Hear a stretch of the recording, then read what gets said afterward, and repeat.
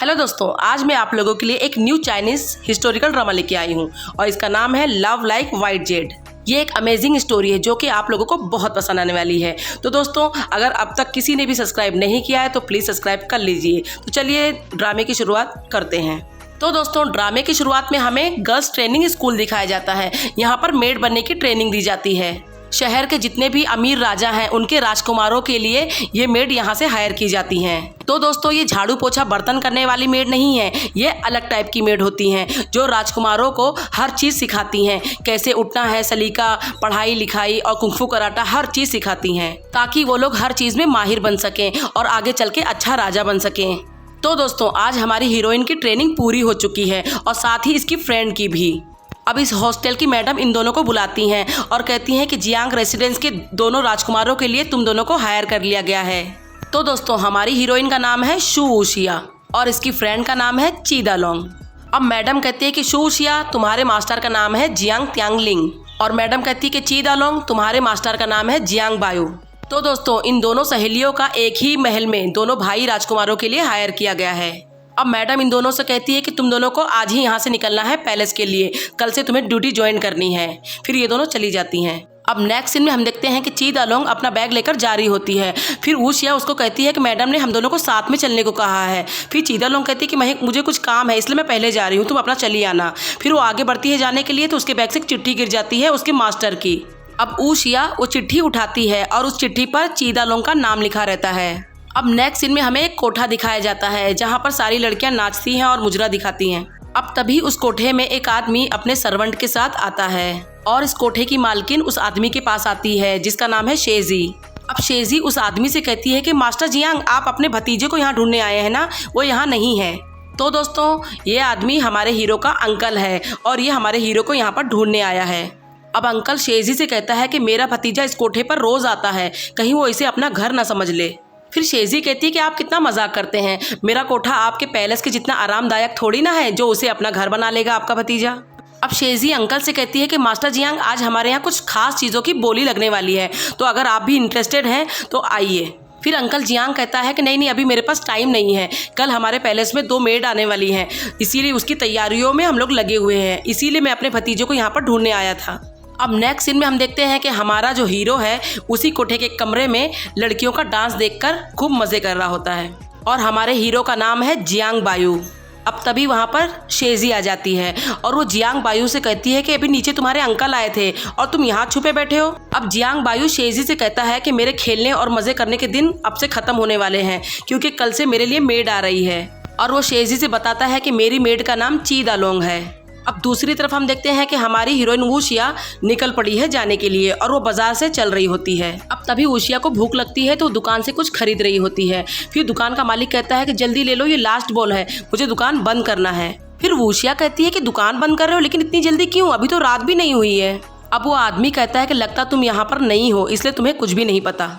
अब ये आदमी बताता है कि इस चंगान शहर के जो सबसे अमीर राजा हैं उनके घर में कल 2 मेड आने वाली हैं और उन्हीं दोनों मेडों का कल बहुत अच्छा वेलकम होने वाला है, और मैंने सुना हो कि वो 2 मेड बहुत हर चीज़ में माहिर हैं और फेरी जैसी भी हैं, इसीलिए हम लोग अपनी दुकानें जल्दी से बंद कर रहे हैं ताकि सुबह उठकर जल्दी से हम लोग उन दोनों मेड का वेलकम देख सकें। अब अपनी तारीफें सुनकर वुशिया मुस्कुराने लगती है। अब तभी उस बाजार में एक आदमी जोर जोर से चिल्लाकर पर्चियां बांट रहा होता है, कह रहा होता है कि गोल्ड फोइनिक्स की आज शाम में बोली लगने वाली है, तो जिसको भी चाहिए वो आ जाए। अब यह आवाज़ सुनकर वुशिया उस पर्ची वाले के पास जाती है और पर्ची ले लेती है। फिर उस पर्ची में गोल्ड फोइनिक्स की ड्राइंग बनी होती है और वो उसे देखकर कहती है कि अरे ये तो मेरे भाई का है। अब नेक्स्ट सीन में हम देखते हैं कि बोली लगना शुरू हो गई है और हमारा हीरो भी वहीं पर बैठा है उसे लेने के लिए। तभी हम देखते हैं कि वुशिया भेस बदल कर आ गई है और वो खरीदना चाहती है गोल्ड फोइनिक्स। वुशिया भेस बदलकर आदमी की मूछें लगाकर बैठी होती है। तभी बाजू में बैठा जियांग बायू कहता है कि तुम मुझे गरीब जैसे आदमी लगते हो, तो तुम यहाँ खरीदने कैसे आए हो।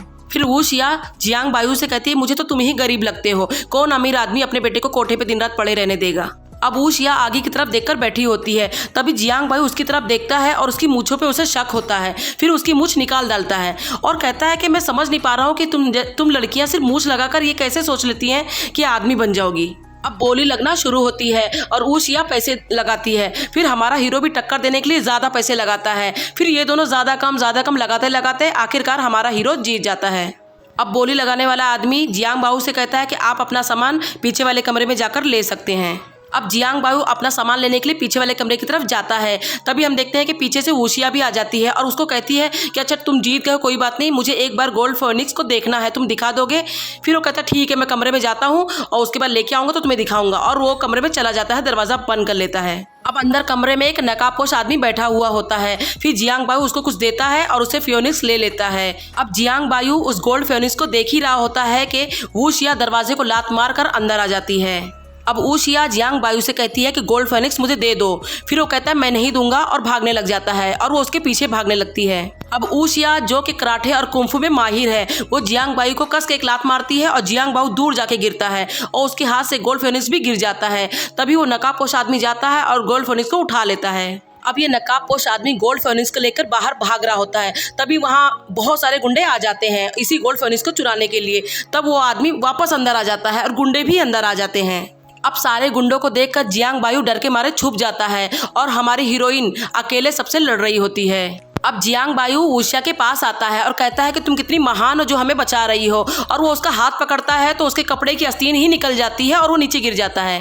अब फिर से सारे गुंडे आ जाते हैं और वुशिया उन दोनों की लड़ाई शुरू हो जाती है और हमारा जियांग बायू वहाँ से भाग जाता है। अब जिस नकाबपोश वाले आदमी के पास गोल्ड फेनिक्स था, वुशिया उसे बचाती है उन लोगों से और देखती है कि उसके कान के नीचे कोई निशान है। अभी सारे गुंडों को भी गोल्ड फेनिक्स चाहिए होता है और वो लोग कहते हैं कि गोल्ड फेनिक्स हमें दे दो। अब तभी हमारे ड्रामे के सुपर हीरो की एंट्री होती है और वो आता है और इन सारे गुंडों की धज्जियां उड़ा देता है और हीरोइन का हाथ पकड़ता है और ये दोनों घूम घूम कर सारे गुंडों को मारते हैं। अब सारे गुंडे वहां से भाग जाते हैं और वो नकाबपोश जिसके पास गोल्ड फेनिक्स था वो भी वहां से भाग जाता है। अब उस नकाबपोश को भागते हुए देखकर वुशिया उसके पीछे भागती है। तभी वुशिया के कपड़े से एक चिट्ठी गिर जाती है और हमारा सुपर हीरो उस लेटर को उठा लेता है। अब वुशिया उस नकाबपोश का पीछा करते करते कोठे में पहुंच जाती है जहां पर सभी लोग खड़े होते हैं और वहीं पर हमारा सुपर हीरो भी उड़कर आ जाता है। अब हमारे सुपर हीरो को उड़ता हुआ आते देख सारे लोग खुश होकर कहते हैं कि अरे ये तो शेन चिंगलिंग है। तो दोस्तों ये हमारा सुपर हीरो है और ये लोगों की मदद करता है, इसीलिए वो बहुत फेमस है और इसका नाम है शेन चिंगली। अब शेन चिंगली आता है और वुशिया को उसका लेटर देता है जो उसने वहाँ उठाया था। कहता तुम्हारा लेटर। फिर वुशिया कहती है कि आज तो तुमने मेरी मदद की है उसके लिए थैंक यू। फिर शेन चिंगली कहता है कि वो जो गुंडे थे वो बंदित लोग हैं और वो बहुत खतरनाक हैं, तो तुम उनसे वापस से पंगा मत लेना। अब हमारी वुशिया की एक आस्तीन नहीं होती है और उसका हाथ दिख रहा होता है, तो हमारा शेन चिंगली अपना कोट उतार कर उसे पहना देता है और वहाँ से चला जाता है और हमारी वुशिया उसे देखते ही रह जाती है। और तभी उस वक्त छत से फूलों की बरसात होने लगती है और वुशिया शेन चिंगली को देखते ही रहती है। अब नेक्स्ट सीन में हम देखते हैं कि जियांग बाऊ के अंकल बहुत उदास गार्डन में खड़े होते हैं। तभी वहाँ पर उनका बेटा आता है जो कि हमारा सेकंड लीड है और हमारे सेकंड हीरो का नाम है जियान त्यांगलिंग। फिर त्यांगलिंग कहता है कि डैड आप इतना उदास क्यों हैं? फिर उसका डैड कहता है कि मैं आज बहुत दुखी हूँ क्योंकि आज तुम्हारी माँ की बरसी है और मुझे उसकी बहुत याद आ रही है। फिर त्यांगलिंग कहता है कि डैड आप दुखी ना हो, हम लोगों को खुश देखकर मॉम भी खुश होंगी। अब नेक्स्ट सीन में हम देखते हैं कि शेन चिंगली अपना मास्क उतार रहा होता है और हमें क्या पता चलता है कि जियांग बायू ही शेन चिंगली है। अब तभी वहाँ पर शेजी आ जाती है, यानी कि शेजी को सब पता है कि जियांग बायू शेन चिंगली बनता है। अब जियांग बायू बहुत उदास बैठा होता है और वो शेजी से बताता है कि आज मेरे डैड की बरसी है और मुझे उनकी बहुत याद आ रही है और कहता है कि 7 साल पहले मेरे डैड को किसी ने मारा था और मैं चुपके से देख रहा था, लेकिन मैं उसका फेस नहीं देख पाया कि उन्हें किसने मारा। और 7 साल पहले ही मैंने इस गोल्ड फेनिक्स को देखा था और उसके बाद अब देख रहा हूँ। जिसका ये था क्या इतना आसानी से वो बेच सकता है? नहीं, किसी ने चोरी करके ही लाया होगा तभी यहाँ पर बेचा होगा। तभी वो बंदित गुंडे आए थे और इसे चुराने के लिए। और जियांग बायू कहता है कि जिस नकाबपोश से मैं ये गोल्ड फेनिक्स खरीद रहा था वो उसे लेकर भाग गया है। अगर वो चोर होगा तो पक्का वो किसी और को जाकर अब ये बेचेगा। फिर शेजी कहती है कि वो इस चीज़ को ऐसी जगह बेचेगा जहाँ उसे कोई ना जानता हो, तो चलो हम दोनों मिलकर कल उसे ढूंढेंगे। अब नेक्स्ट सीन में हम देखते हैं कि वुशिया अपनी फ्रेंड से मिलने कसिनो गई है क्योंकि उसकी फ्रेंड कसिनो में काम करती है।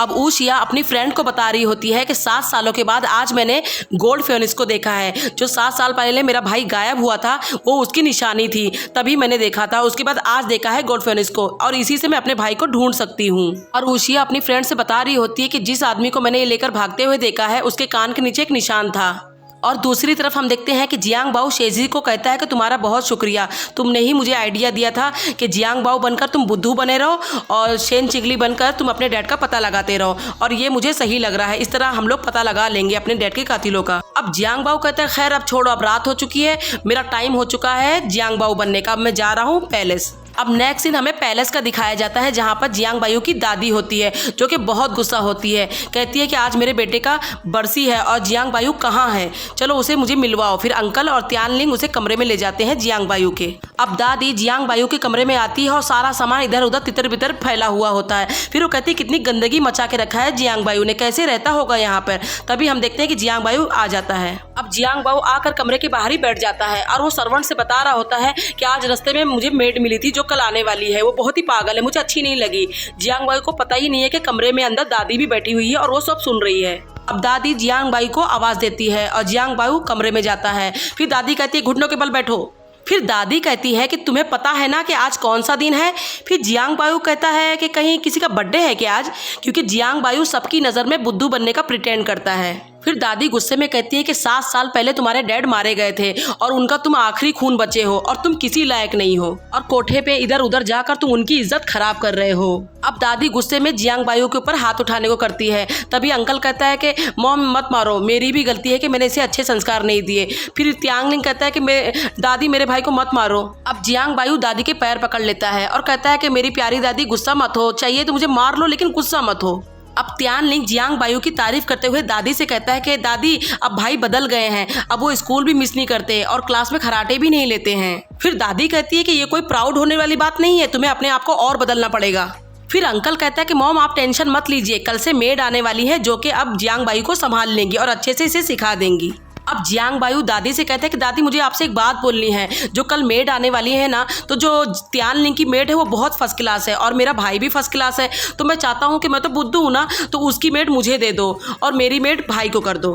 तो दोस्तों हमारे जियांग बाओ को लग रहा है कि जो हमारी हीरोइन है वूशिया, उसकी जो चिट्ठी इसने पढ़ लिया था जिसपे चीदा लोंग लिखा था, जबकि चीदा लोंग तो उसकी फ्रेंड की चिट्ठी थी, तो इसको लग रहा है कि वो ही मेरी मेड है, इसलिए ये बदलवाना चाहता है क्योंकि इसे वो अच्छी नहीं लगी। फिर दादी कहती नहीं नहीं मैं कुछ नहीं बदलूंगी, मैं अब थक चुकी हूँ, मैं जा रही हूँ, और वो चली जाती है।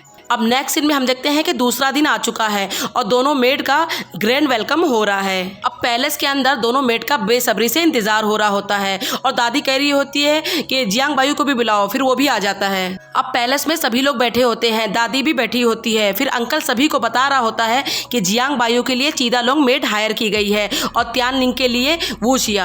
अब जियांग बाओ को तो मिसअंडरस्टैंडिंग हो चुकी है कि वूशिया ही चीदा लोंग है। फिर से वो अपनी दादी से कह रहा होता है कि मेरी मेड बदल दीजिए दादी, और कहता है कि शू वूशिया जो मेड है वो बहुत होशियार है, ज़्यादा माहिर है, तो आप मुझे उसे दे दीजिए।